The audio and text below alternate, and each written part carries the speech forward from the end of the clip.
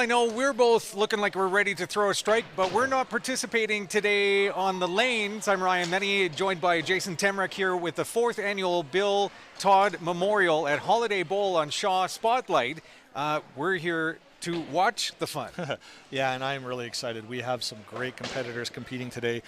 We got 51 of the top bowlers from Southern Alberta here competing in both scratch and handicap divisions. I just want to thank Shaw for coming back and broadcasting this again, and welcome back, Ryan, and pleasure to work with you again. So it's my pleasure to be back, and we have returning champions as well in the finals here, in the semifinals leading into the finals. We'll see how that plays out, but the orange shirts we'll be watching for. Yes, that's new this year, our orange shirts, given out only when you win the tournament. It's a tradition that we're going to talk about a little bit later in the program, and hopefully we'll see one of our former champions in the final, so you guys can get a look at the shirts. Watch for those returning champions and more as we continue with the 4th annual Bill Todd Memorial here on Shaw Spotlight.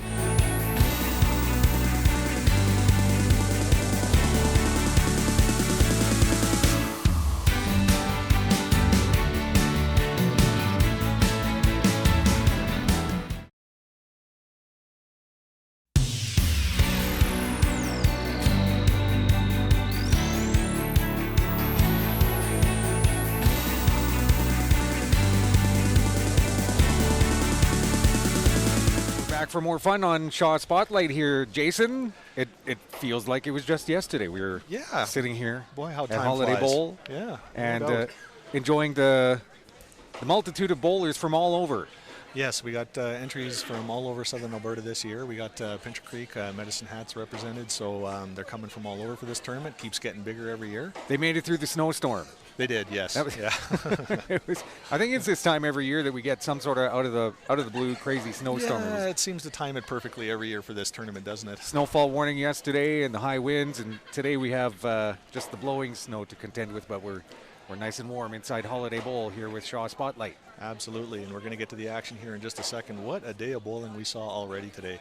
We had 51 competitors starting off at the beginning of the day, and we've whittled it down to our top 5 who are now going to roll off for our championship here this morning, and looking forward to it. Fantastic, and there's some colors that we're looking forward to seeing participating as the last group of bowlers.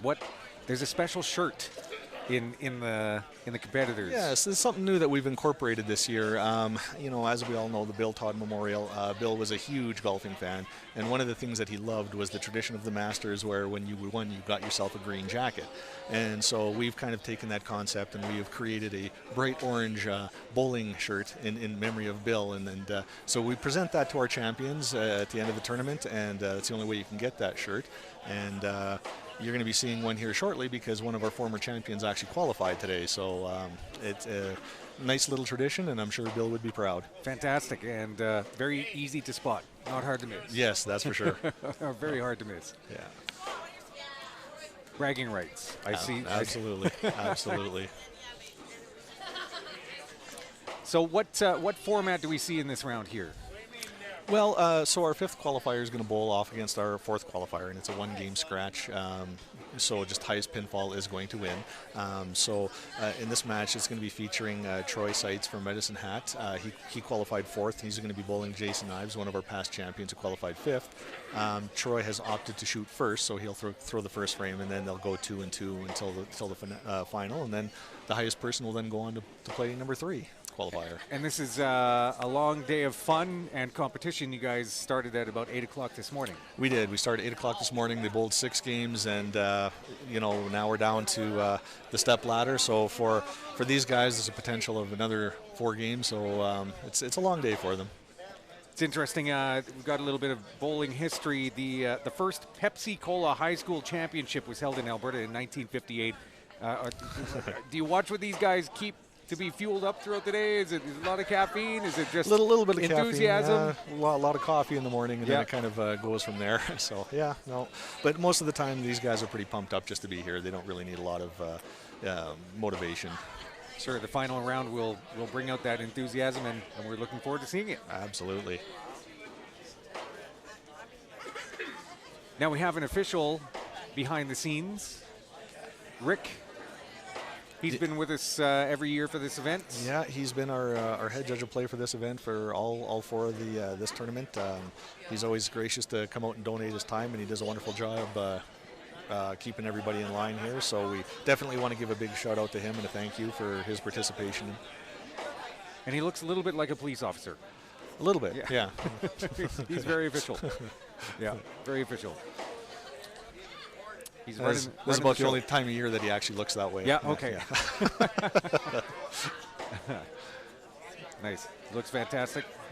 Is again, whether it's the viewers that'll see some of the special shirts of what people are wearing in this, or what we've seen in competitors up to this, there's great representation. A lot of people that are proud with their bowling wear and representing their teams and their love for the sport. Absolutely. You see a lot of that in these tournaments. People wear their shirts when they qualify for provincials or various tournaments. They put on their shirts and they wear them proudly as a badge of honor. And it looks like we're about ready to start the action here. Like I said, Troy has opted to shoot first.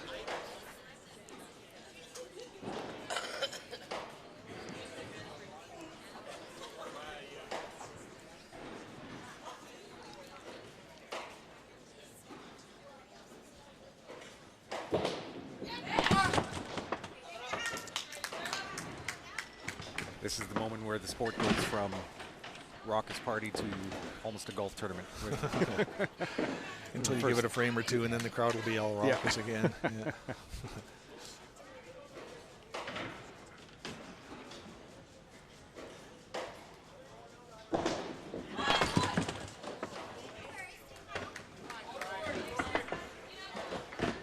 An interesting statistic you threw at me today that I had never seen before.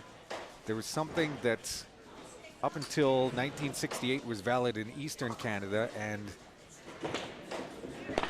there you go, he's taking down the middle. Up until 1972 in Western Canada, you could not get points when you threw the ball if you didn't do this. Yeah, that's right. If you left the left corner pin standing, it was called the counter pin rule, and it was basically if it didn't matter what you threw in the frame. If you left the left corner pin standing, you got a 0. That pin had to come down, and that rule was in place until 1968, and then Eastern Canada changed it. The West didn't adopt that rule at first. Actually, they didn't even run a national championship for those 4 years because they couldn't agree on the rule. So then the West finally adopted it in 1972, and as a bowler myself, I can say, boy, am I ever glad they did that. I was born the year after Western Canada changed the rules, so yeah, we brought on a new era of bowlers that are oblivious and very happily oblivious to that strange rule. And Jay picks up spare, gets our first black mark of the step ladder. And again, wearing that shirt that we were chatting about just a few moments ago, Bill Todd Memorial Champion. Yes, he won the tournament, the very inaugural tournament back in 2017.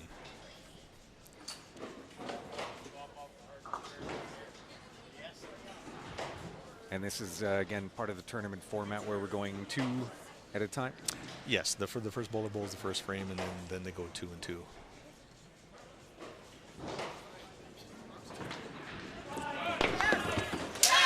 A solid strike there for Jay. I know we talk about this every year, but there are non-bowlers tuning in to view every year. Jason got himself a spare from knocking down all the pins after the second ball. A strike is getting an X from the first ball. Explain to the viewers how that adds to his score with the spare. Sure. So if you get a spare, then whatever you throw on the first ball in the next frame will then count on your spare. So in the first frame, he would have had 15 points. Troy responds with a strike himself. So he got his 15 points for knocking all the pins down, and because it was a spare, the first ball counts in the next frame. So he got a strike, so that's another 15 points. So he counted 30 points in the first frame.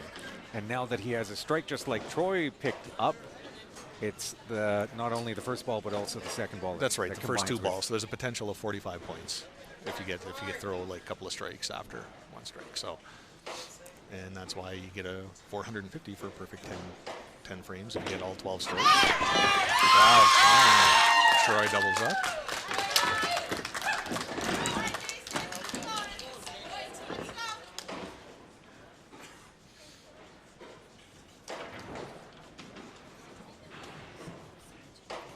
this is already shaping up to be a fantastic match. Both of these guys bowled really well today. Jason qualified 5th. He averaged 245 for the tournament over the 6 games.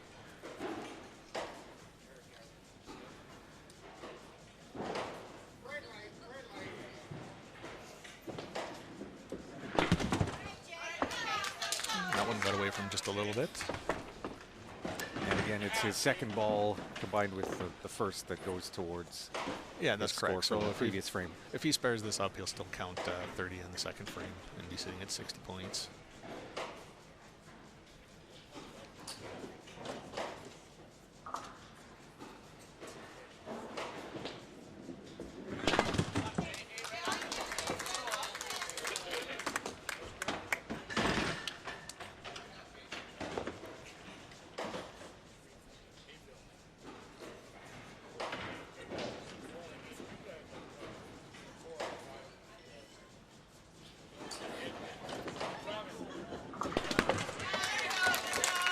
Cleans it up.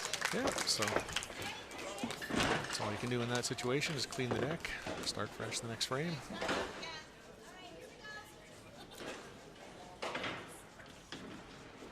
I want to chat a little bit more history of 5-pin. A lot of folks don't know this. 5-pin is a Canadian invention. It is, yes. And till this day, Canada is the only place in the world that you can play 5-pin bowling. Is it a licensing thing, or other countries just did never pick it up? No, everyone's always kind of gravitated towards the 10-pin, except for Canada. And Canada 5-pin's still the dominant sport of the two. Always has been. 10-pin's making a little bit more of an impact now, but people still kind of turn out more so for the 5-pin. To be honest, I don't know if anybody's ever tried to take the game globally. Yeah. So it'd be interesting. It's maybe you and the gang here at Holiday Bowl should try it, Jason. Yeah, maybe. Yeah. You and your brother Brad, we've talked about this in previous years. We grew up bowling together at the lane in Sterling, Alberta, and that's all I knew for many years was 5-pin. I didn't realize. I think I watched the Flintstones and saw that there was maybe that was 3-pin and not quite historically accurate with their rocks and things. I don't think that's a very fair base of reference, but no, but that was all I had as a frame of reference. So I find it quite interesting that it's purely Canadian. It is truly Canadian. And in all fairness, I don't know if that Sterling Bowling Alley really counted either. We had a lot of fun there. It had though. character, yeah. Yeah. Everything from the stale cheesies to the whatever that invention was that you would get your pop out of. If that was pop. Yeah. There we go. Picks up the spare. So Troy's gang very supportive.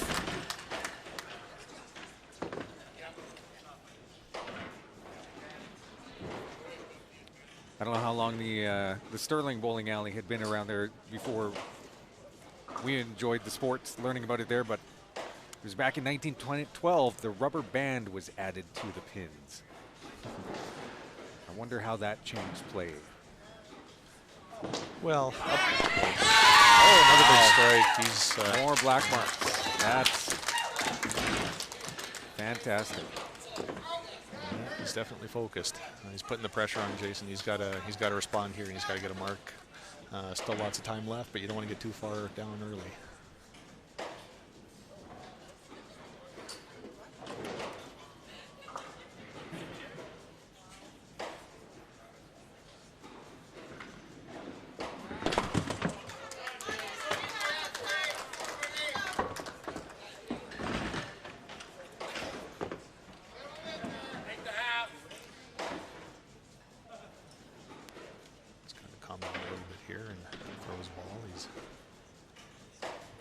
Just a little bit tense. No, got away with that one. But it was a big spare. He needed the mark, so.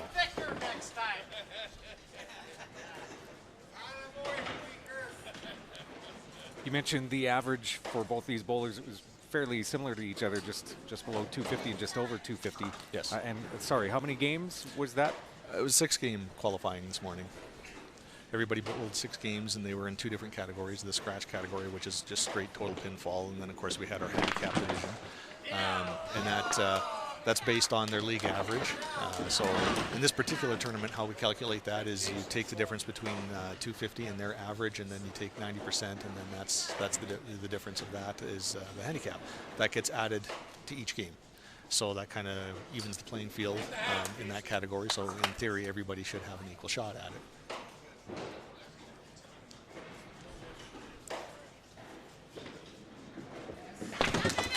Oh, picked up a couple of big spares there. So just mentioning that the handicap division, we should congratulate our champions. Terry Godsav won the men's side, and he took home $300 from Lethbridge here. And then JC Brusky from Medicine Hat took home the ladies, and she also got $300. So fantastic. It's not just bragging rights. There's actually some cash involved. Absolutely. Absolutely. I should mention that JC actually qualified in the scratch side as well, but she opted to take the win in the handicap as opposed to bowl in the step ladder.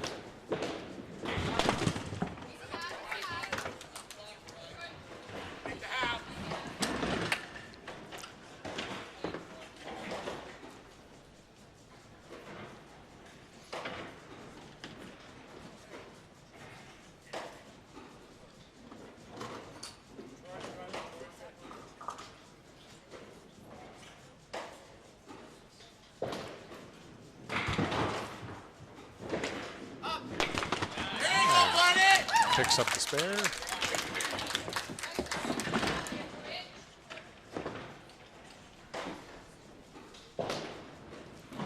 So after 5 frames, they got about 30 points difference, and both got spares in the 6th. Still anybody's match.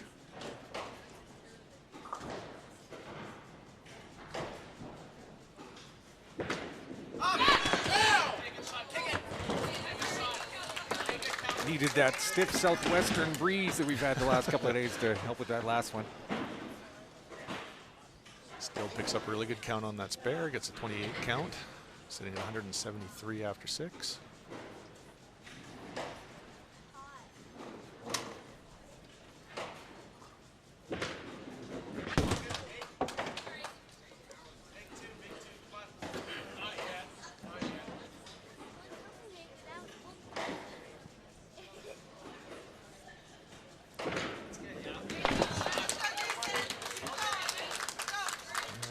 There's the deck, and it gives Jason a little bit of an opportunity here to, if he can capitalize, get a strike, and get himself right back into this match.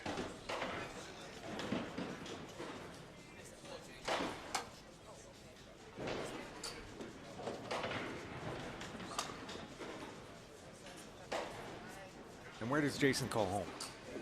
He's from Lethbridge. One of our league bowlers here.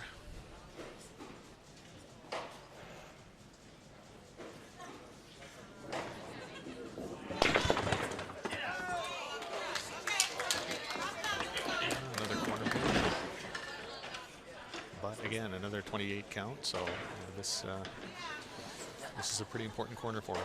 Pick this up, he's right back in this.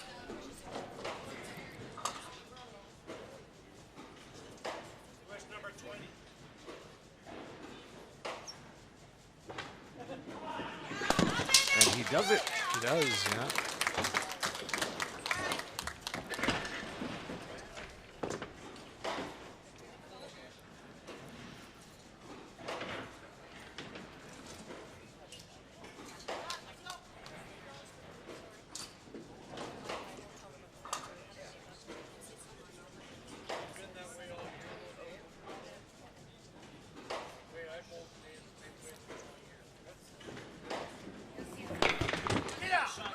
Oh, again, corner pin. Another corner pin. The one that used to be vital. That's right. To get Eddie scored. He could have imagined finishing 3 throws and leaving that up and getting nothing. Yeah, no, that's incredible. I can't imagine that. I think they overthought the early days at the beginning of the sport. I think and for the fun, rules. I think for fun, one time we should just run a tournament and have the pin rule to see how much of a difference it actually makes. See how many red faces you get in aggravation. And gray hairs.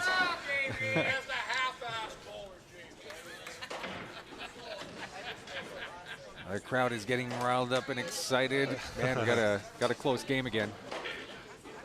We do. We've been very fortunate over the years. We've seen some pretty good matchups, very close matchups.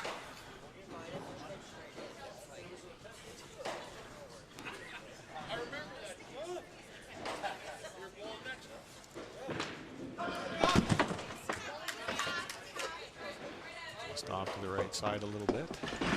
First time in a while he's not adding to any black marks.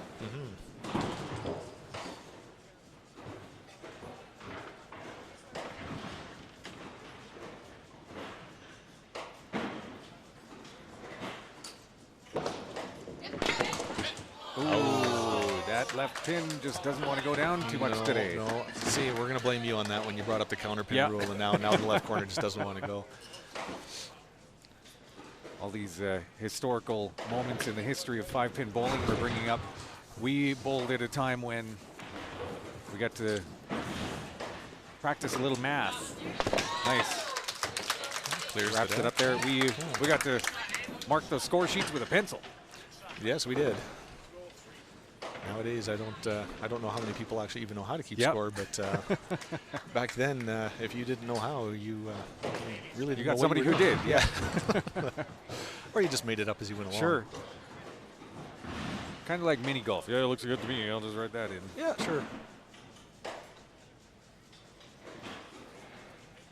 A little bit of a kick to that throw, Yeah, and that's a big strike. He needed that one in the 9th. Set up his 10th frame here because Jason's putting the pressure on. Those couple of open frames put Jason right back into this match. It's going to be a close finish.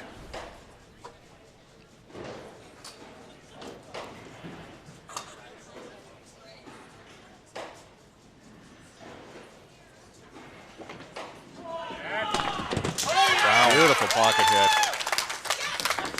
back and forth, back and forth.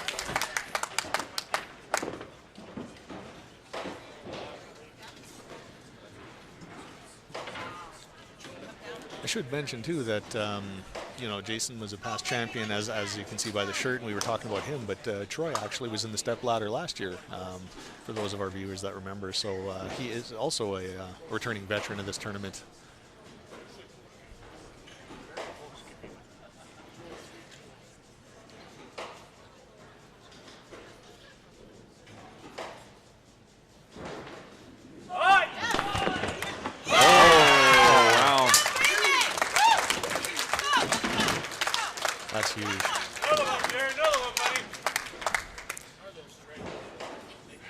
After 8 frames, there's only 1 point separating them. Both struck in the 9th, so now with that first one in the 10th for Jay, that's really putting the pressure on Troy. Let's see how Jay can finish it off here, and this is going to be a good finish.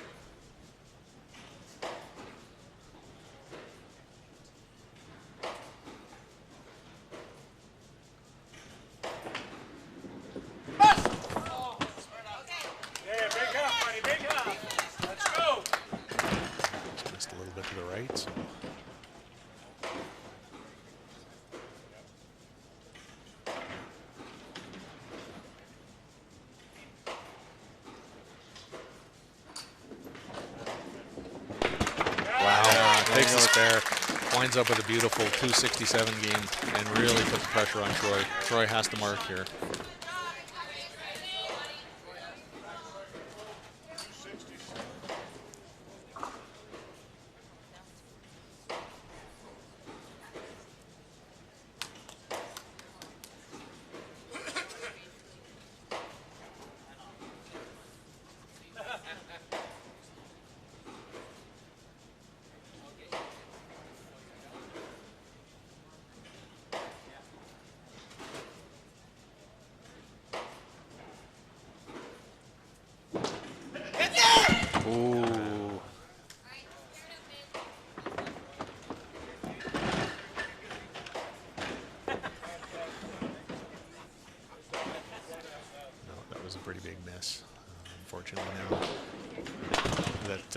He needed that first strike, so it looks like Jason's going to advance, and Troy's going to be his afternoon is going to be done here.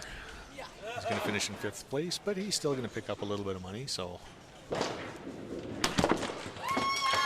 nice way to clean it up. Cleaned it up. Finished with a very respectable 241. Back and forth throughout the game. It was. That was a very close match. So congratulations to Jason. You're moving on. Has the potential now of bookend orange shirts. Yeah, he might get to present himself with a shirt.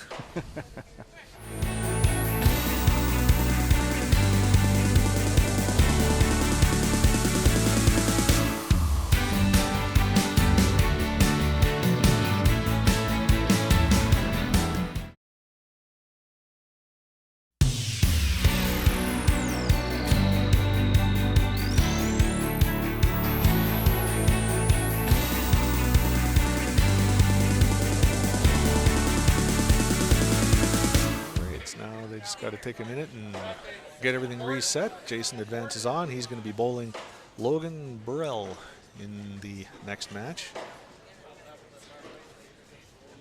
Now, behind the scenes, Logan was mentioning he has a connection to Holiday Bowl. He does, yeah. He has bowled here for many, many years. Youth program, and he even worked for us for a little while. So we're very familiar with Logan. Very happy to see him qualify for this. He bowled really well. He averaged 252 for the 6-game qualifier. Had a really good day, so this is going to be a really good match. It's interesting. It sounds like the qualifiers up to this point that we have competing in these final games were very close in the average over the 6 games previously. They were our first and second place competitors. They bowled up in the 270 range. They bowled fantastic, and then there was a bit of a log jam after that. A lot of people in the 250, 240 range. So a lot of really good bowling, a lot of big games today. So again, it was a real treat to watch these guys.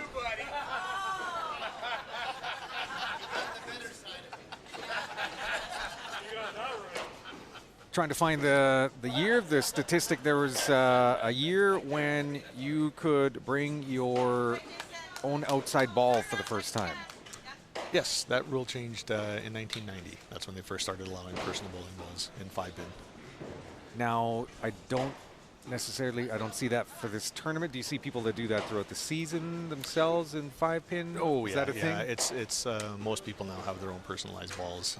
It's just, when you're looking for consistency, the house balls, of course, they're all different sizes, different makeups.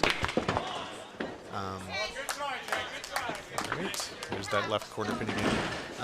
Whereas if you have your personal balls, it's consistent. And a lot of them have 2 sets because there's different makeups of balls. You can get synthetic, you can get rubber, you can get a combination of both. And depending on how the lanes are oiled or dressed, then that could definitely make a difference. And there's different sizes and weights. So it's more about just personal preference, consistency.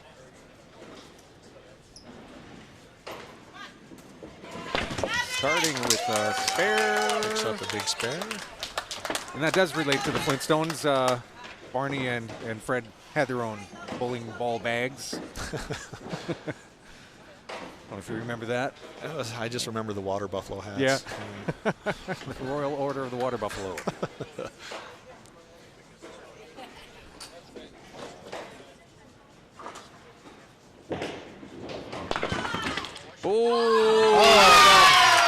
Delayed reaction.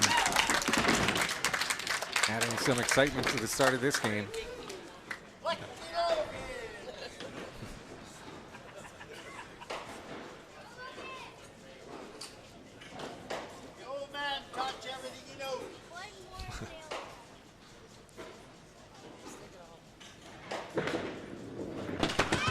Oh, not this time. Went from the left pin that didn't want to go down last game to the right one on this one. That one was a little bit thin. So.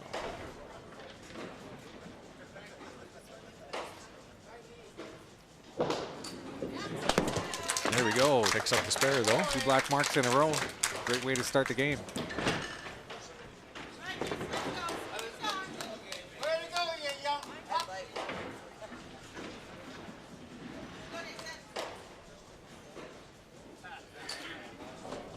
Again, with the amount of games they've bowled, and Jason's bowling 2 games in a row here.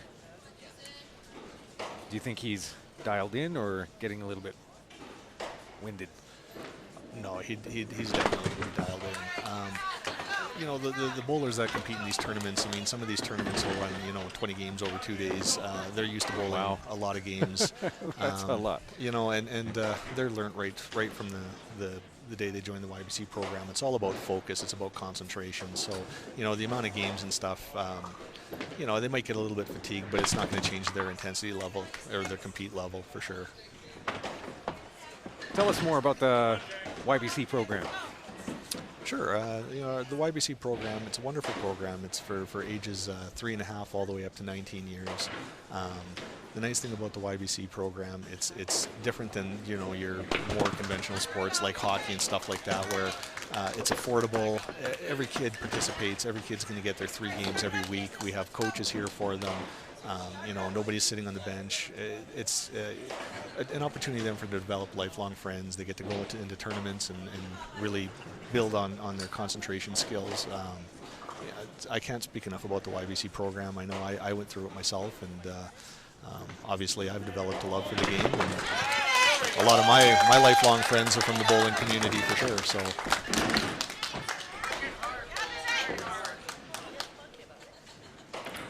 Jason staying in this one. Strong start for both the bowlers. It's funny going back to the youth bowling program. 3.5 is the starting age. I've got a 4-year-old, and she's officially potty trained and has been for a while. So I could see that maybe being a factor why they picked 3.5 versus 3 on the dot. Yeah, well, and the little kids, the dino category is what they're called. If they're 6 and under, they only bowl 2 games. We don't make them endure 3. Yeah, that's quite a bit for tiny people. It is, yeah. But they sure have a lot of fun. Let me tell you, if they knock down a couple of pins, they get pretty excited. Oh, sure. Very nice. Wow. Oh, big double. Logan is definitely focused. He has a good black mark in every single frame of this game. Yeah.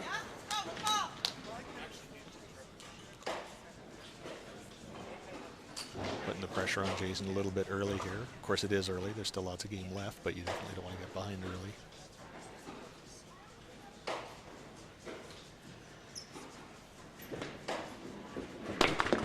Very nice. Yeah, and he responds with a double of his own. Wow.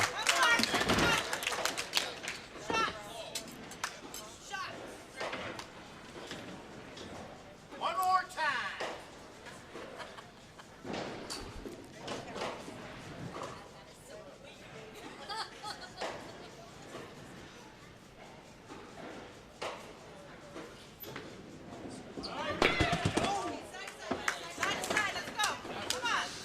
The dreaded head pin.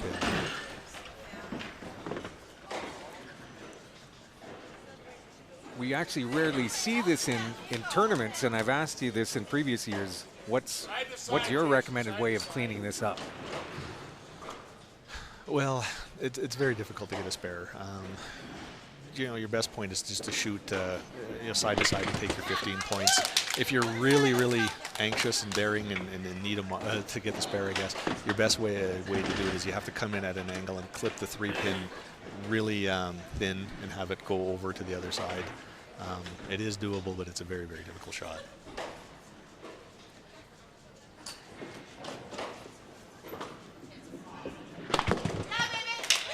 And he takes his 15. Yeah, it's pretty much all you can do with that. So he's sitting at 108 after 5.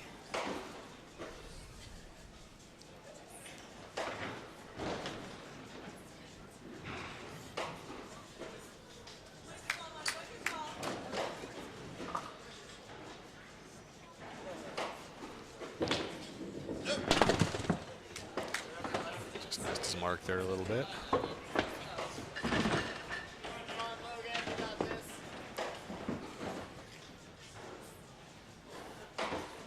Throw counted as the second ball on the 3rd frame. This will be the second ball of the 4th, or added to the 4th. Yeah, that's correct.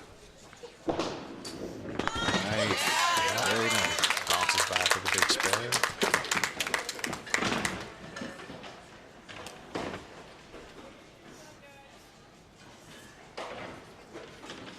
that he came up in the program. Here is Logan, still based out of Lethbridge. Yeah. So we have two Lethbridge boys squaring off.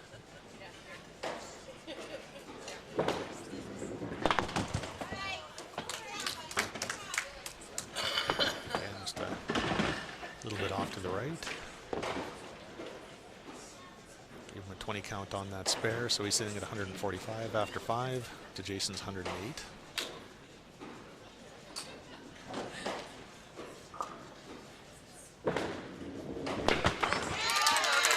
And the spare. Yeah, got to be happy with that.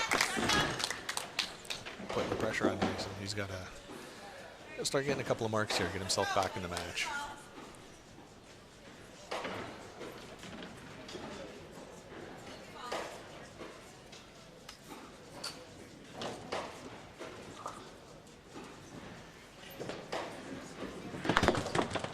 That almost did it.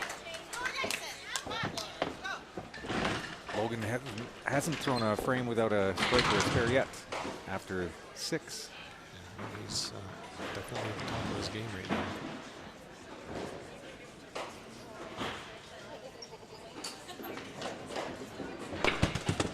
Oh, punches that head pin out. So all he can do now is just take 15 points and move on to the next frame and hopefully start a string of strikes going. In the previous game he showed, though, with the multitude of strikes and spares at the very end of his game, that he's not out yet by any means. Oh no, there's still a lot of points left out there. Anything can happen. You never give up until it's mathematically over.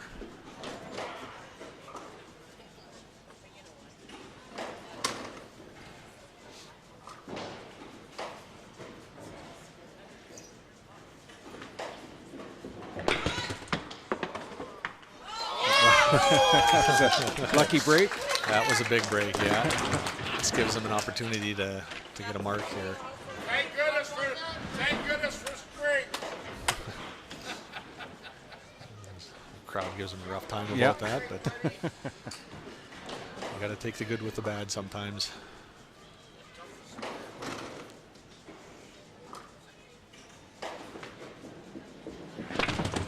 Very And he nice. takes advantage.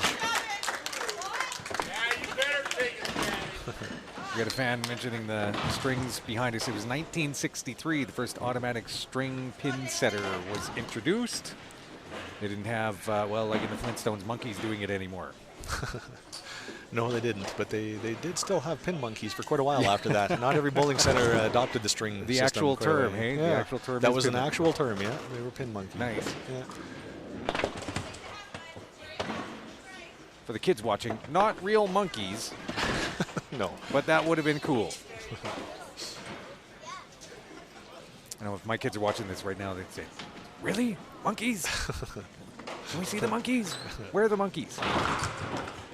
No, it was a little bit dangerous back there at times. Some of the working conditions, you get some of those hard shooters, and you got people back there setting pins. I hope they're wearing hockey pads.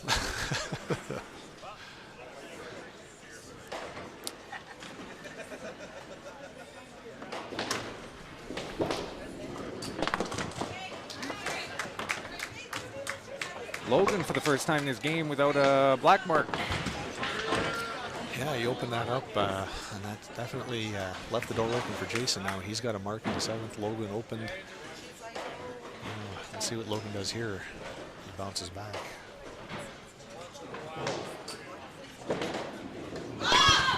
Ooh. There's that dreaded head pin again.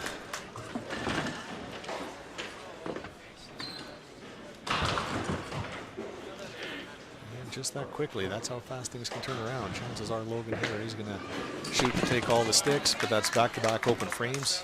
Jason gets a strike in the 8th, and we're right back to an even match again.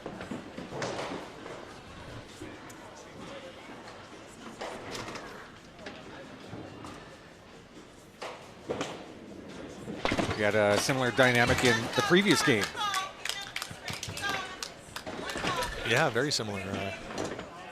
Troy got out to an early lead, and Jason just stuck with it and clawed his way back in and wound up the victor. And here we are again, big mark here, and we're going to be going into the final 2 frames pretty even.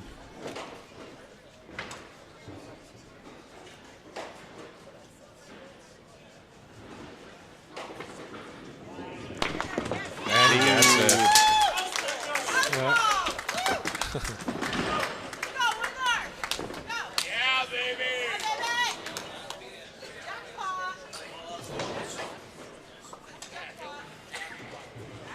Look at that. So everyone's yelling jackpot. The cameras may not be on the screen, but there's a joker yelling jackpot as he pops out of the box. Yeah, that pops up randomly. And basically what happens during open play when jackpot pops up, that person gets a free game of bowling. Obviously it won't turn into play and it doesn't really count, but I think... Oh, wow.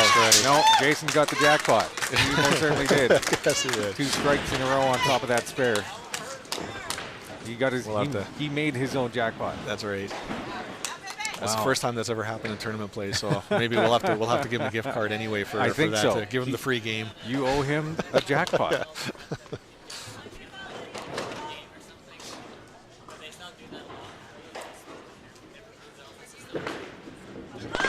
Wow. Oh, Logan.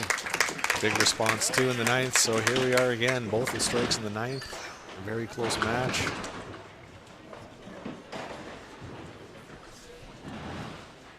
It's going to come down to the 10th frame again.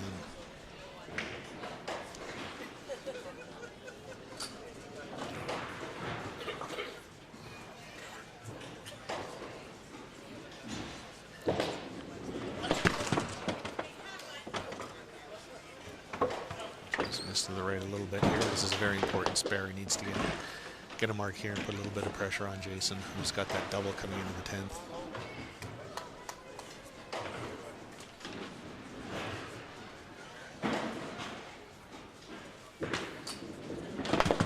Ooh, just shy for his.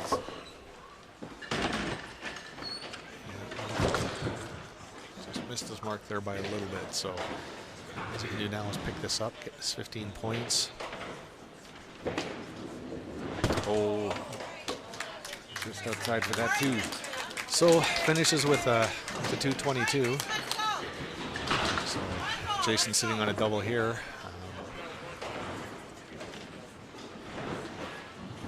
I'll let you do the math. I don't have my pencil. Well, he'd be sitting at 183. Plus whatever he throws on this first ball here in the 8th. And then the next 2 balls on the 9th, so he's definitely in the driver's seat here. Wow. And with that turkey, that sealed it right there. Yeah. He's going to be advancing on to the next round. Yeah, baby! Wow. So again, there's that stamina we're talking about. Yeah, absolutely. He was finding his groove at the beginning of the game. Yeah. Against a strong competitor, 2 games in a row, and then really comes out swinging at the end. Well, and that just shows the importance of focus in the game. You know, if you get behind early, you can't get discouraged. You just got to focus on what you can do out there, because the game can turn around in such a hurry. Anything, you know, all it takes is a couple of marks and 1 open frame by your competitor, and it's a whole different ball game out there.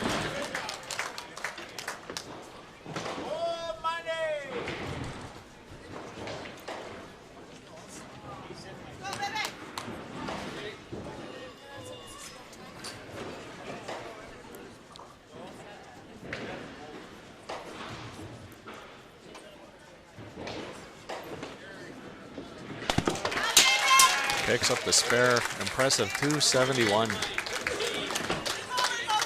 So, congratulations to Jason. He's advancing on to the next round.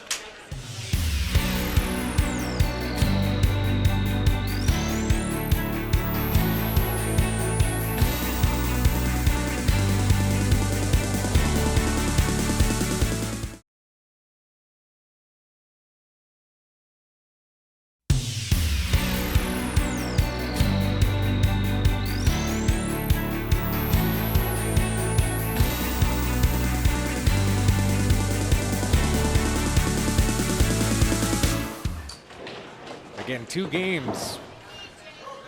Strong competitors that he's been up against. Yeah, and it doesn't get any easier for him. Coming up next is Alexander Young. He's a competitor out of Medicine Hat, also a product of the Ybc program. In fact, he actually has been to nationals on 4 occasions, and he took silver medal back in 2008. Wow. As a youth competitor. So really tough competition here, and he averaged 270 throughout the qualifying round this morning. So yeah, this is all the makings of being a wonderful matchup. And Alexander opts to shoot first, so he'll throw the first frame, then Jason will throw the next 2.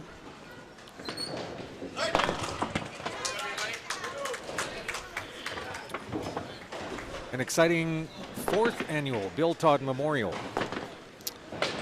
We've had many great years. I've been with you for the last couple on the broadcast, and every year has just been riveting. It's been fantastic. It's been great competition. Yeah, it just seems to be better competition every year. Said more entries this year as well. You know, the tournament's getting bigger and bigger. And I should say thank you again for joining us. This is your 3rd year with the broadcast now, so we appreciate that. You do a wonderful job. I apologize, but my jokes don't get any better as the years go on.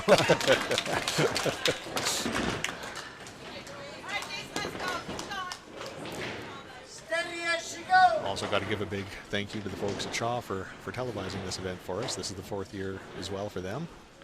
Always enjoy working with them. It's a pleasure. We've got a great group of people over there working with us on this. It's great to get our game a little bit of exposure, get us on television. Yeah, Ryan and his gang are a great team. See them at events throughout the community, throughout the year. And it's great to have them back here inside.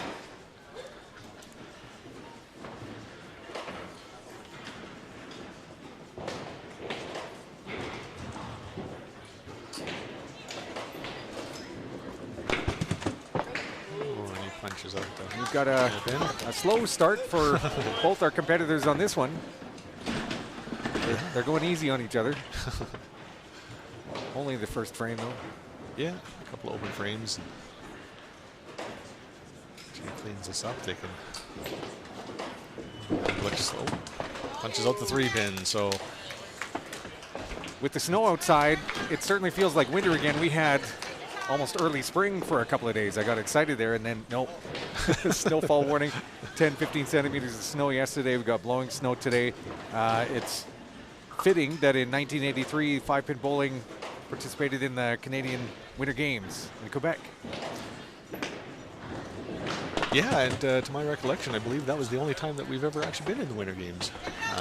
And I don't know why, being the Canada Winter Games, and this being Canada's bowling sport, you would think that we'd have a little bit more participation in that, but unfortunately we don't.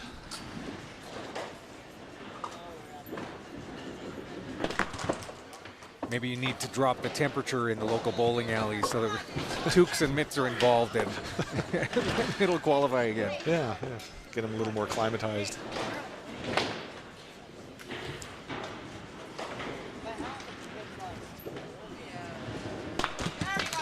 All right, so a couple of open frames for Jason.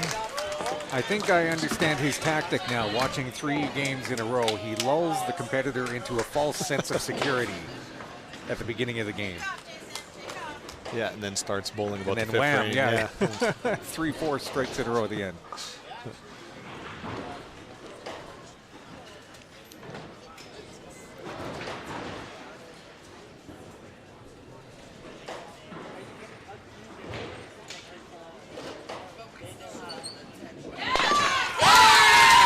That was thrown with authority. Yeah, there's no doubt about that one. And good aim. You can have authority and bad aim and not have the same result.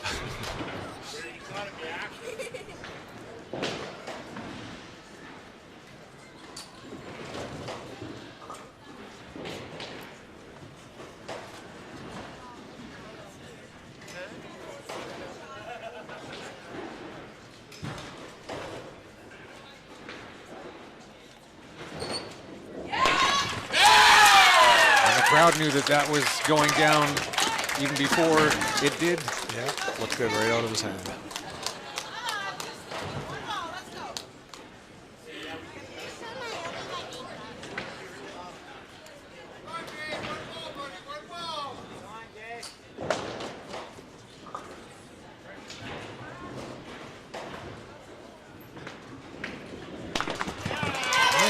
Answers back with a strike of his own.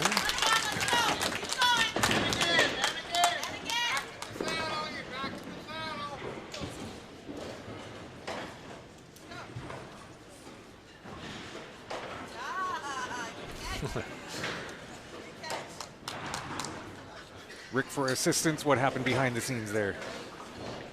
Well, because they're doing 1-2-2 for the scoring there, our judge of play has to go in and reset the score back to Jason. Right. And they caught him sleeping there a little bit. He forgot to go and hit the button, so Jason caught it and had to wait for Rick to come. He didn't want to add to his competitor's score. That's what you're saying. Yeah. That'd be a very Canadian thing to do, though, wouldn't it? Of course. Let me help you with your score. Of course, I don't think Alexander would have wanted that head penny through. So. There is that.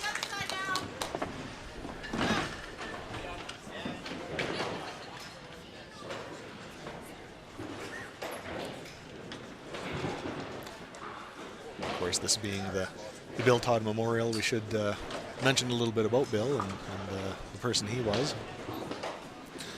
He was a lifelong 5-pin bowler. I had the privilege of bowling with him in men's league for many years, but he gave a lot back to the program. He was a coach of ours, and he was a man who accomplished everything there was in the sport. He threw the perfect game. He won a national championship, then came back and coached the kids, and just loved the game tremendously. And I remember when we told him that we had a deal with Shaw and we were going to put the thing on television, he was ecstatic. He thought that was just the most wonderful thing. And then unfortunately his untimely passing, it just felt like a natural to name the tournament after him. So just wanted to mention a little bit about him for our viewers that, never heard of Bill Todd or why this is called the Bill Todd Memorial. And so just giving you a little bit of background on that. That's fantastic. Perfect game. You ever bowled a perfect game? No, I have not.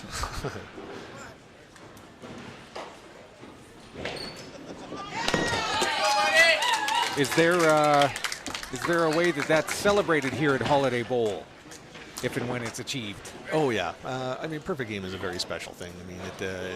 It happens so infrequently. Both the Proprietors Association and the 5-Pin Association give them a gold ring commemorating the thing, and there's a lot of sponsors and different things that give prizes and donations, and there's presentations, and it really is a special thing when something like that happens. So have you seen it happen here in your time? Yes, I've seen a couple of them. It's pretty exciting. I've seen one in men's league. I've seen one in a youth tournament of all things that I was participating in. That was quite a few years ago, but it's always something incredible to watch a game being thrown. We've got just a little bit of a delay here. There's a score correction required. Looks like our judge of play is on it. It's been being corrected, and Alexander's free to throw his next shot. And a beautiful pocket hit. There's that authoritative throw. Yeah.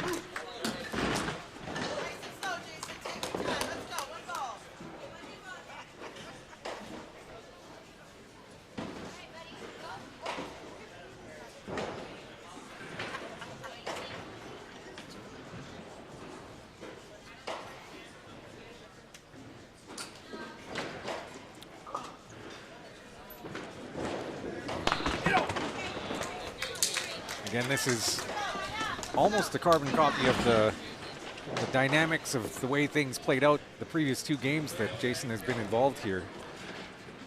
Yeah, the first two games he got in a little bit of a hole early, and then he kind of dug his way out. He's got to start throwing some marks here, though. Alexander's been very solid on the middle. There we go. That's what he needed. Yeah, big spare there. Needs to get a good count on it here, get himself back into this a little bit. Still got a smile on his face. Springing his step.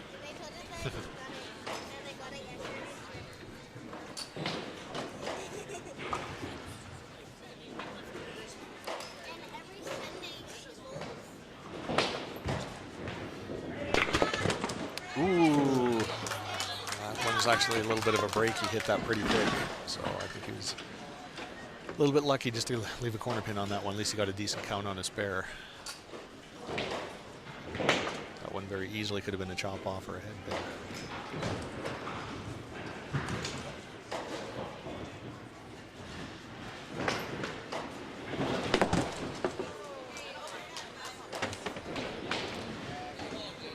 Missed that one. So kind of getting himself into a little bit of trouble here. Still not out of it, but elusive pin that go around.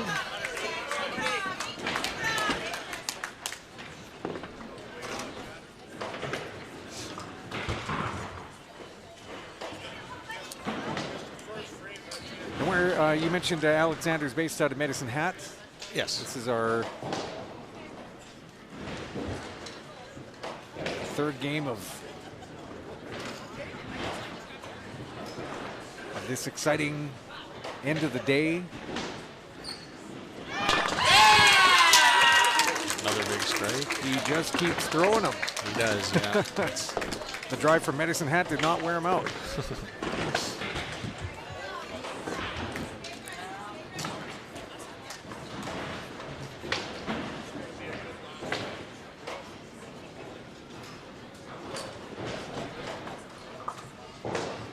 If he gets a mark here, he's really putting Jason in a tight position.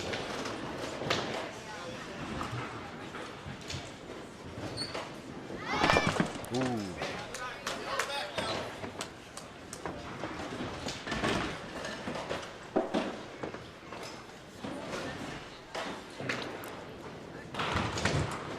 You've seen a lot of bowlers in your time here at Holiday Bowl. Along with the precision, does ball speed from competitor to competitor, does that really assist in a higher score? No, not necessarily.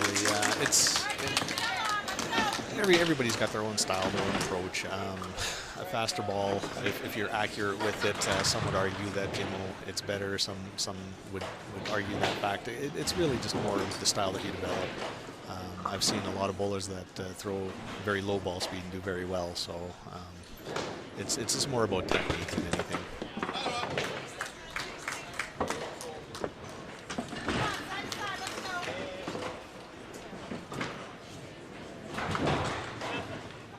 Now, as opposed to just having the dreaded head pin down, this one's a little more possible to clean up, isn't it?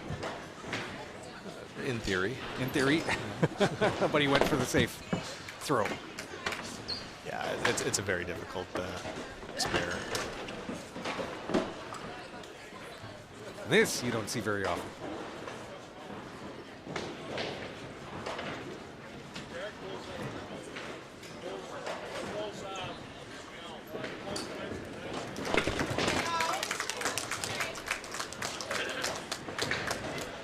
Sitting at 119 after 7.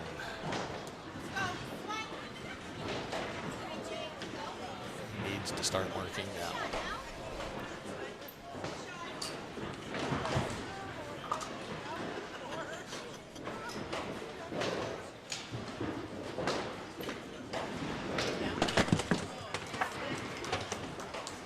As he's shown in the last two games previous to this, though, don't count him out. He had an explosive score in the last few frames of the last two games that kept him going for the win. Picks up the spare there.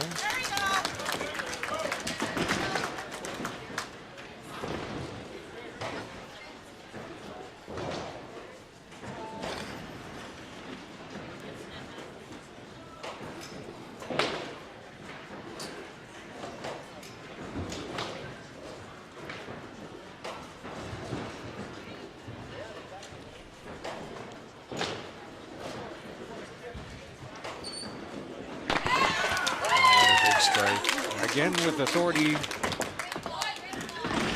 Big frame for him. For people who've just tuned in, where are we in the proceedings here with the 4th annual Bill Todd Memorial at Holiday Bowl on Shaw Spotlight? Well, we're in our third match of the step ladder here. Alexander's our qualified number 2, and he's playing Jason, who qualified 5th and actually worked his way down the step ladder. The winner of this is going to bowl Derek Lewicki for the championship. Ooh, set of aces. That doesn't happen very often.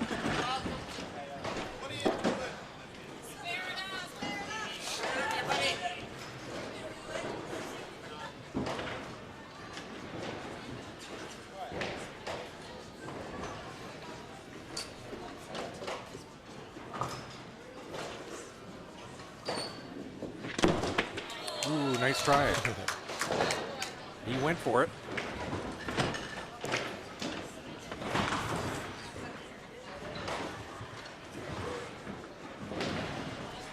That one is also an extremely difficult spare.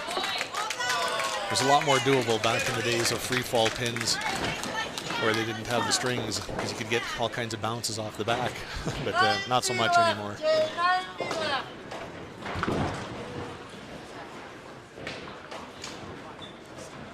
Maybe a gentle sneeze from a pin monkey in the back.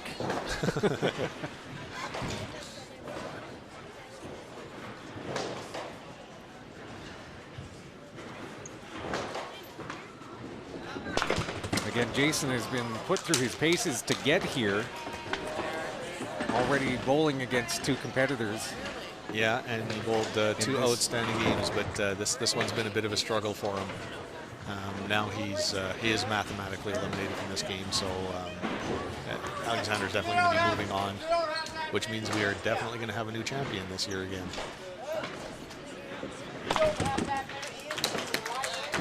Nice throw. That shows again year after year with the amount of expertise in the building and the new participants added as well, that it's still anybody's trophy at the end of the game. Absolutely. Yeah, at the end of the day. Very, very difficult to win this event, so let alone be a 2-time champion. There's a lot of competition out there.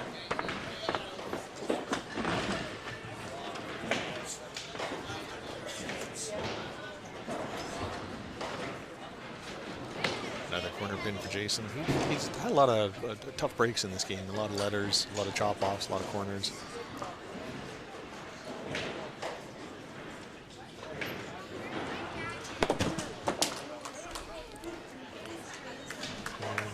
Missed that one, so sitting at 185, maximum of 187. So a score I'd be excited about. The amount that my kids and I go, we love it when we come here. We have a great time at Holiday Bowl. But yeah, I'd be happy with that. 187. That's because we don't have any stale cheesies for you. That's what fueled me in my younger years, yeah. Of course, at the time we didn't know any better. It all tasted good to us. We thought those were regular cheesies. Wow. Finishing very strong. So 2 things the Americans don't have: 5-pin bowling and cheesies. That's right. We should put that on a billboard right by the border. We should, yeah. Should bring a few of them in, let them bowl in Sterling and have some stale cheesies. See what Canadian life is really about.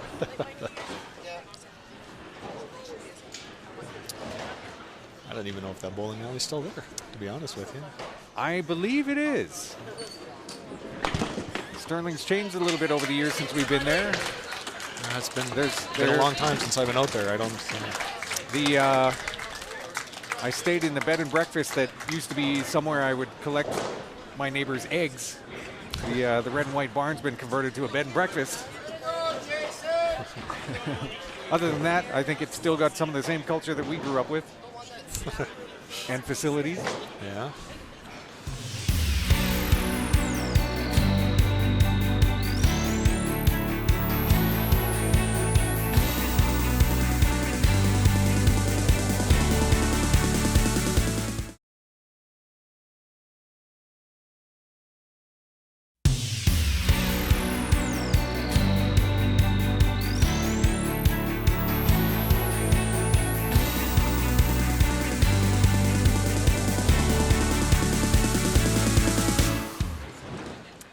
So that's a wrap for Jason.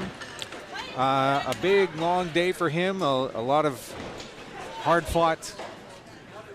Yeah, he did amazingly well. You know, coming out of the 5th spot and making his way all the way down to the semifinals. A couple of hard-fought matches there.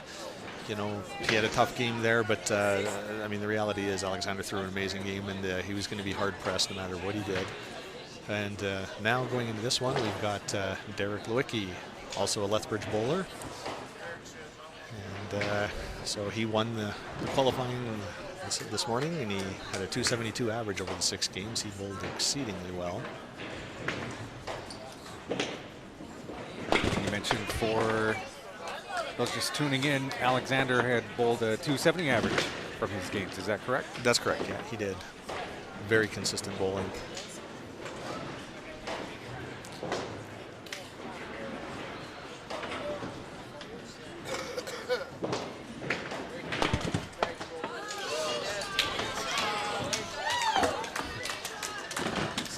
By punching a couple of 3 pins. Hey, might as well throw a TV shot down here.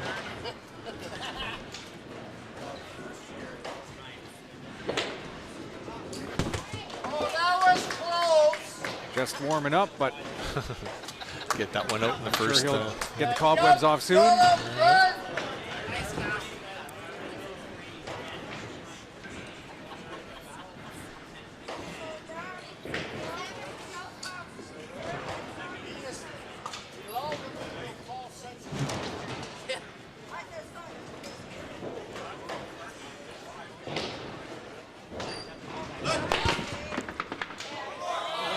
not quite. Just about got a break there.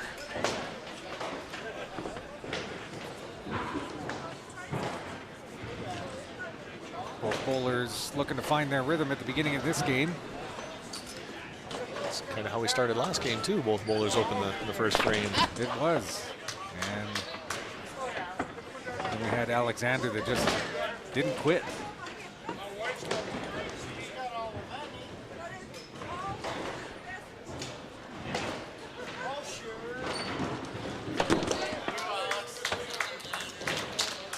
Nice shot. Leans the deck, gets 15.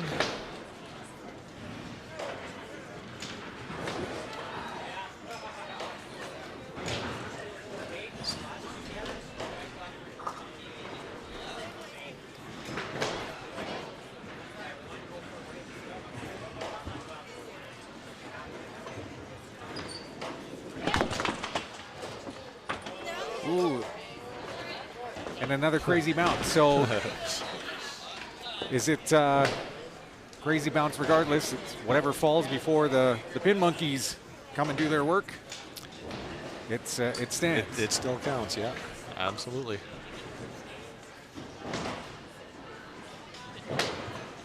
This is an easier cleanup. He gets the Compared spare. to some of the other permutations that we've seen today. Yeah, all kinds of different stuff out there. Try for the middle, Derek. So one interesting rule about some of those weird breaks there, the difference between string pins and free fall pins. In string pin, for example, if the 3-pin slides over and takes out the 2-pin, but the 3-pin still stands, then the 3-pin gets set back and it's into its original spot. But if this was free fall, that 3-pin would still count as 3 points, but it would stand where it finished. Are you kidding? So, yeah, just one of the differences. Although I don't think there's too many free fall centers left. I think pretty much all of them have converted now to string pins. But just one of those interesting little rule changes.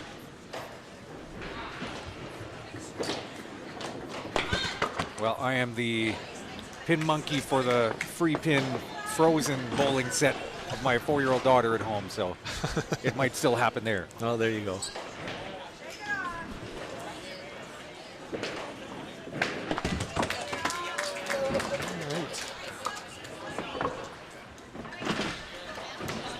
A couple open frames for Derek to start the game there. Hey, Derek, it's time to start, buddy. Hearing some cat calls from the crowd. Crowd's getting rough here. Yeah. What's the judge's call on that one? Any tickets for excessive cheekiness? I don't know. We might have to get Rick to start evicting some of the audience here. We'll do like they do at the Oscars, which are also taking place tonight, the day of the broadcast of this taping. And at least when they have bathroom breaks, they have specific people who sit.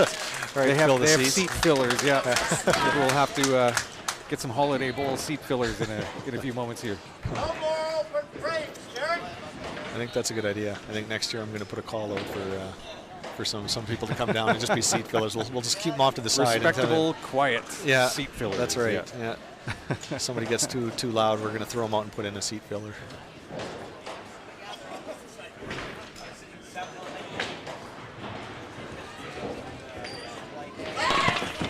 Back to the game, and Alexander with that.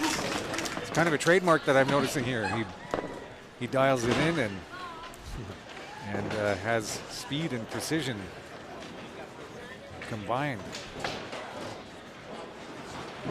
Yeah, when he hits that middle, it's a beautiful pocket hit. Just a big explosion. There's no doubt about it.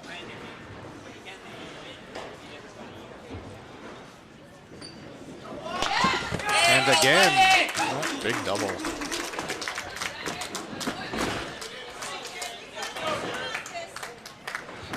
Starting to put a little bit of pressure on Derek.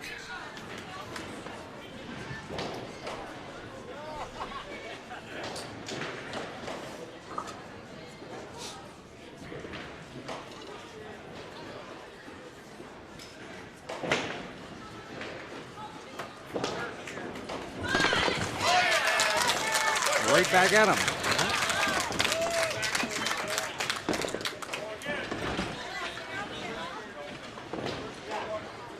Do you see Derek on a regular occasion at the lanes here at Holiday Bowl? Yeah, he's one of our league bowlers. Bowls on Wednesday nights here.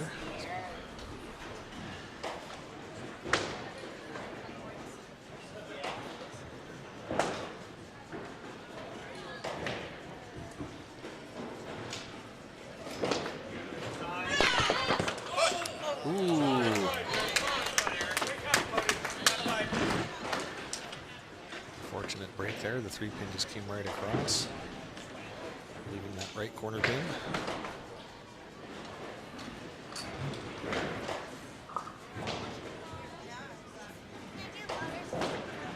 We were chatting about the youth bowling program. There's also a 55+ program. Yes, we have, it's called 55+ now. It used to be called our Golden Age program. But essentially, anybody who's 55 or older that can participate in the program, and that's one of the nice things about 5-pin bowling. Doesn't matter how old you are, you can still get involved. You know, score doesn't necessarily matter. You can just come out and have fun, socialize.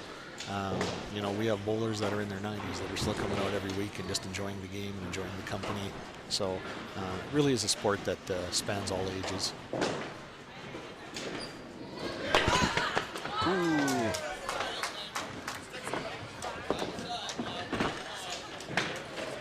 Just that dreaded head pin on his double. So we'll count 35 in the third, giving him 80. Depending on what he does here. In essence, hitting the head pin so strong. That's kind of like the perfect throw on the perfect lane. I see your lanes are like glass.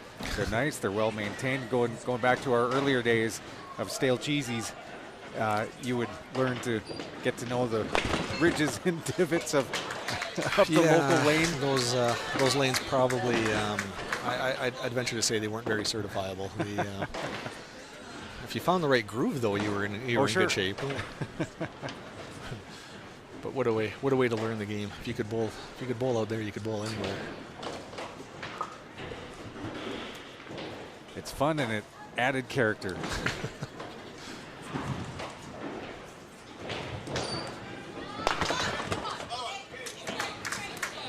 Hit that one a little bit thick, chopped it off.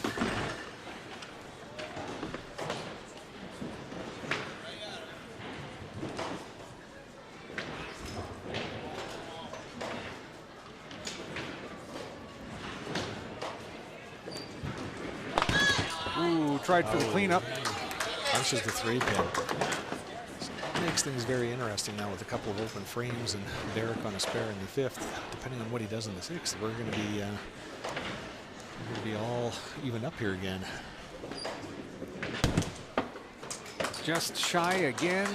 Takes his 13 points. One ball, one ball.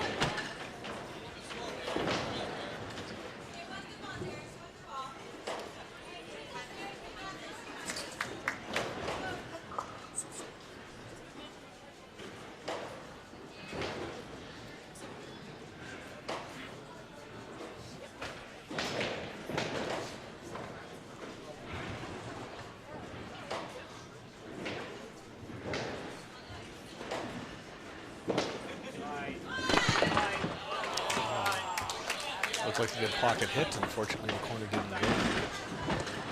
Still gives him a 28 count in the 5th, which brings him up to 109. After 5, depending on what he does here.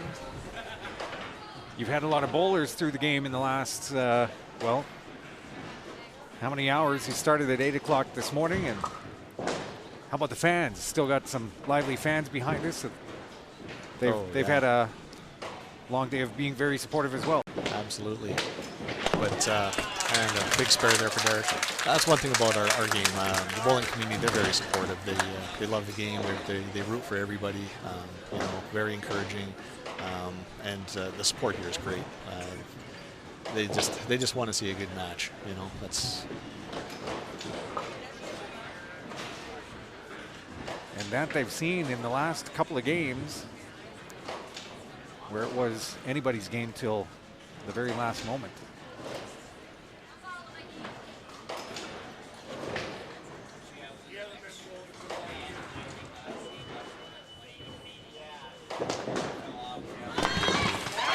Big strike. Well, like I said, now that changes everything, because now after 6 frames, Derek's going to be sitting at 139 to Alexander's 131, and Derek's got a strike in the 7th. So just like that, it flip-flopped, and you know, now we've got a close match again.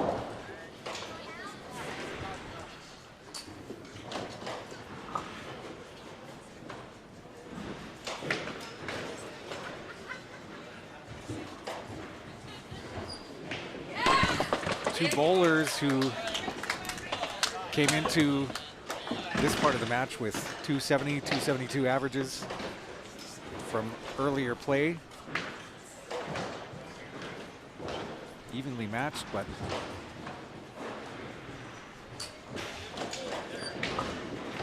back and forth. It is. Missed that corner pin.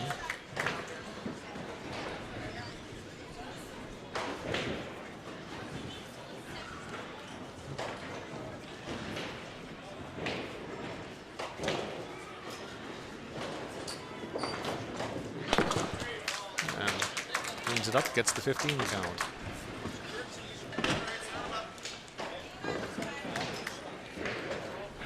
I like how in 2007 our national broadcaster had a series called Greatest Canadian Inventions, listing the 5-pin bowling as the 4th greatest Canadian invention of all time as voted by the Canadian public.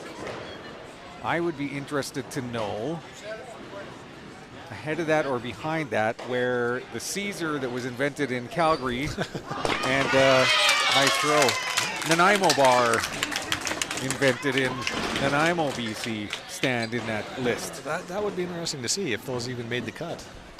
I would hope they did. I would hope so too. Let's not forget about ketchup chips. And cheesies. And cheesies.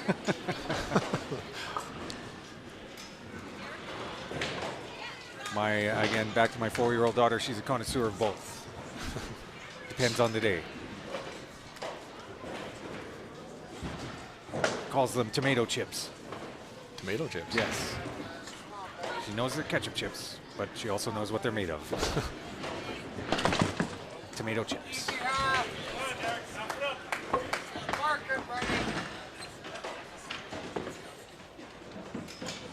We're really neck and neck with this one, aren't we? We really are here.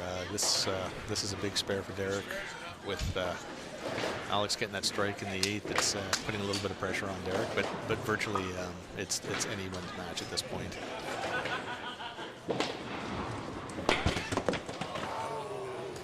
Punched that head pin.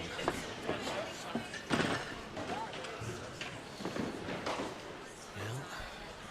What we can do now is hold it up and mark in the 10th and set up for a big strong finish.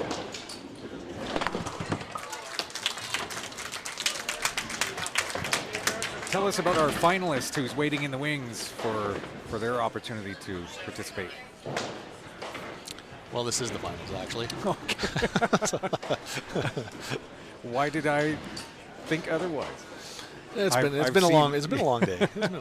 We'll forgive you for that one. How many bowlers do we have left? Yeah, no, this is the finale. Derek and Alexander, they finished 1-2 in the qualifying. It's fitting that the two of them are going to finish us off today because they were the two best bowlers today. So here's my question that I wanted to ask when we were in the finals. Right. Have we ever had an outside winner, someone not from Lethbridge, take the win? We have not. We have not. So we've had close. We've had people from the Hat in the finals. We've had people from Edmonton in the finals. But the previous 3 tournaments were won by local competitors. So we have Medicine Hat versus Lethbridge.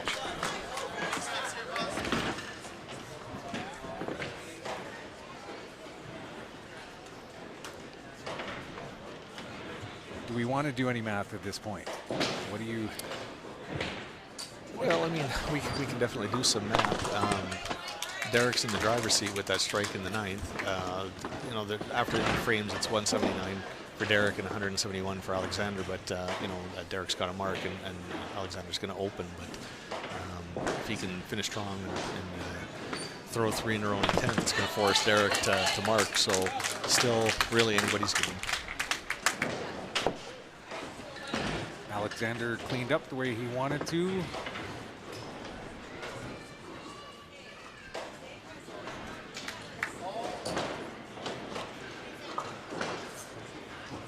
So you're saying I'm running out of time before I can get any stale, cheesy jokes in?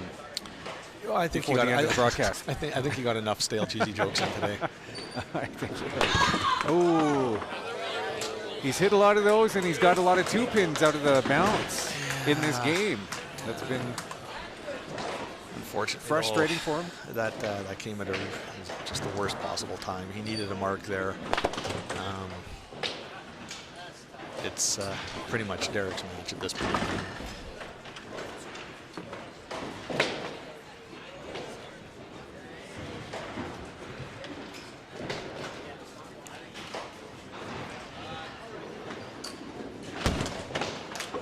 Big scores throughout the day from both these bowlers. Well, Alexander there finishes with 198. Unfortunately, finishing with 2 head pins. Not really the way you want to finish. So this is pretty much Derek's. He's pretty much just got to keep the ball on the lane. And the dynamic of the day has been really interesting to watch.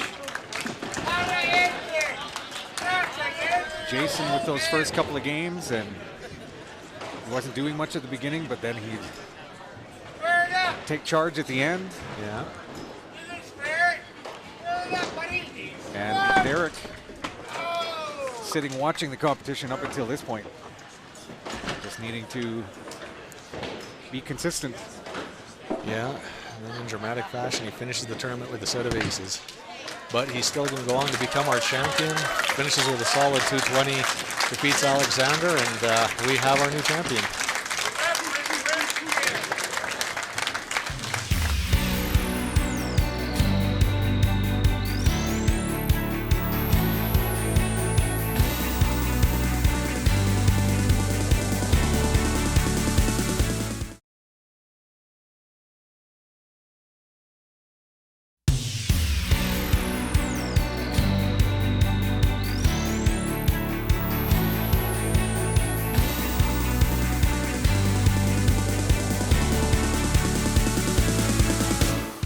Derek, you had a long day of bowling, and then because you did so well, you had a fair bit of time to sit and relax. What kind of challenge did that present for you, really having a fair amount of time sitting and then having to perform in the final game here at the Bill Todd Memorial? Well, after bowling 6 games, it was nice just to sit down and relax. You still got a little bit of warm-up before you started bowling, so it was all right. Wasn't too bad. It was nice. Well, it worked in the end. It did. Yeah. So I just wanted to ask you, Derek, obviously long-time bowler here in Lethbridge. You bowled in men's league with Bill quite a bit. So what does it mean to you to win this tournament and have your name on the Bill Todd Trophy? Well, this is truly an honor. Bill Todd was a great guy. Like you said, I did bowl with him for quite a few years, and he was a great competitor and an awesome friend. So it's truly an honor to be a champion on his trophy. Well, thank you and congrats, Derek. Thank you very much.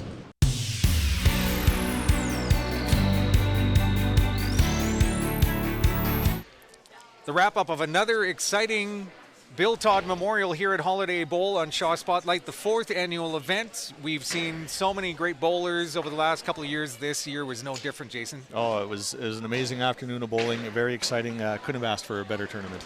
We've had a long day. They started bright and early at 8 o'clock, and now we have the results and some awards. Now the exciting part, the check presentation. So yeah, we're going to start it off with our 5th place competitor. So if we could have Troy Seitz come on up here. Troy Seitz is from Medicine Hat, finished in 5th spot. He picks himself up a check for $125. So thank you very much. Finishing in 4th place, one of our Lethbridge bowlers, Logan Burrell. Come on up here. Congratulations. He picked himself up a check for $150. Congrats, Logan. Finishing in 3rd spot, one of our former champions, also a Lethbridge competitor, Mr. Jason Ives. There you go. Congratulations, and he picks himself up $175. Very nice. And our runner-up this year from Medicine Hat, Mr. Alexander Young. If we could get you to come forward. Congratulations. And $250 richer going back to Medicine Hat. Now, we could call our new champion, Mr. Derek Lewicki. If you'd like to come forward, please. Congratulations, Derek. You got a check for $400 here. Thanks. And if we could have Haley come forward, please.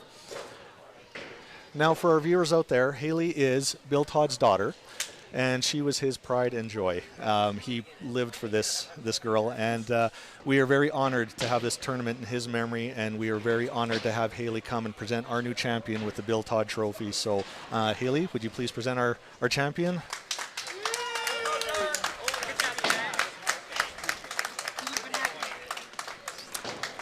And also this year, we're starting a new tradition. One other piece of hardware. Well, yeah, we talked about this earlier in the broadcast about how Bill loved the Masters and he loved the tradition of passing on the green jacket for the champion. So we've got a bright orange championship Bill Todd Memorial bowling shirt. So we'll get, is in Masters fashion, we're going to have our past champion, Mr. Dave Purcell, who won the tournament last year.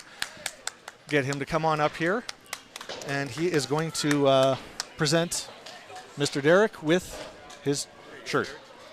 Congratulations. Thank you very much. Appreciate it. And with that and a lovely new shade of orange to our champion, we want to thank you for tuning in to another great round of fun here at Holiday Bowl on Shaw Spotlight, the 4th annual Bill Todd Memorial. I'm Ryan Menny with Jason Temrick. Thank you for tuning in to another great day of fun here on Shaw Spotlight.